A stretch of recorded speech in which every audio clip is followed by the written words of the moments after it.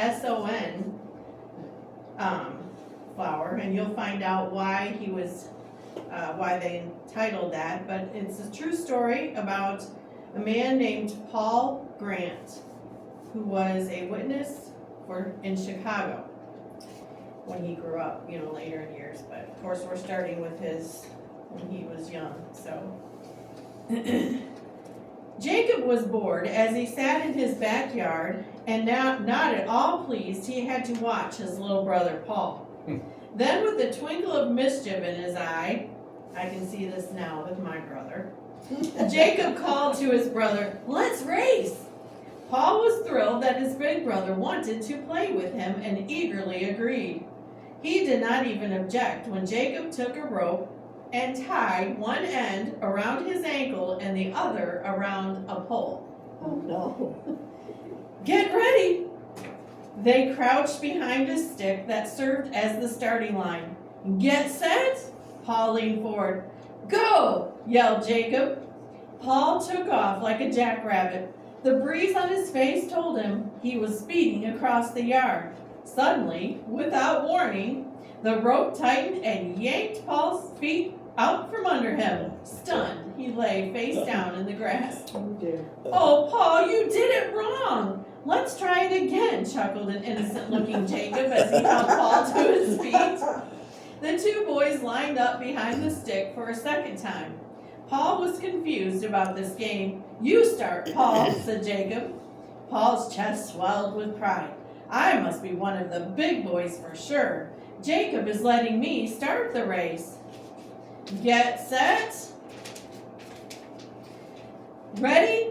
Go!" he shouted in his biggest voice, forgetting all about the rope. Paul gave it his best until the rope tightened.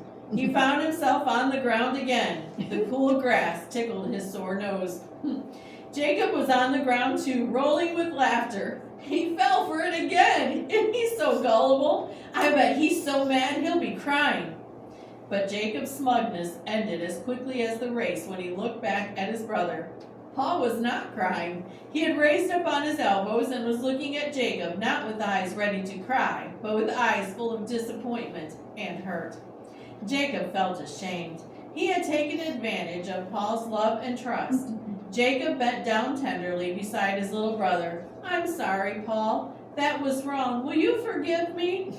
A smile grew across Paul's face. "Sure, I'll forgive you, Jacob. You're my brother." Paul knew forgiving Jacob was the right thing to do. He had listened carefully to the pastor at church preach about forgiveness just last Sunday. For the Grant family, being in church was as natural as laughing, and they spent plenty of time doing both. Their services were full of preaching and singing to the Lord. It was a happy place to be, and the children looked forward to it each week. Mr. Grant's deep, hearty laugh filled the house when the children played church at home.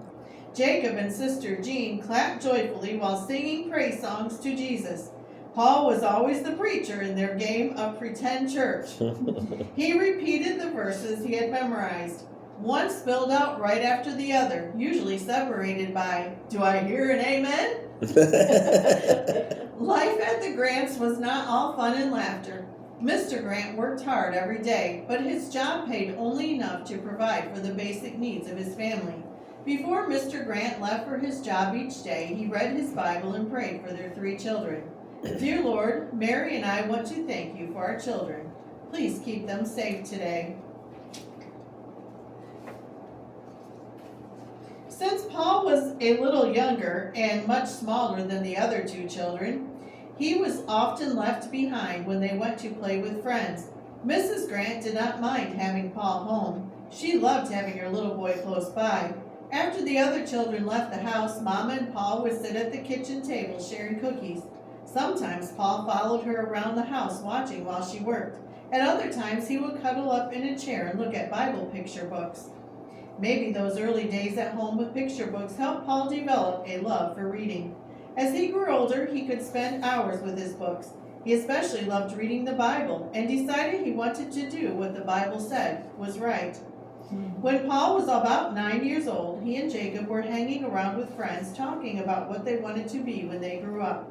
One hoped to be a professional athlete. Others wanted to be important and have lots of money. "Paul, what do you want to be?" asked his friend. "I'm going to be a preacher," was his reply. No one doubted it. Paul's interest in the Bible and love for being in church made his goal of being a preacher a believable one. But he had to learn how to use the truth he was learning in everyday life. He made a few mistakes. One day, Paul's family arrived home to find Paul had done something unusual with some of their belongings. He had been memorizing Philippians 4:8. Whatsoever things are true, whatsoever things are just, whatsoever things are pure, meditate on these things, or think on these things, right? Paul had decided that a few of the songs on records he listened to did not help him think on things that were pure and right, and he must get rid of them. That was good. But after cleaning out his own music records, Paul decided some records belonging to other family members of his family had to go into the trash too.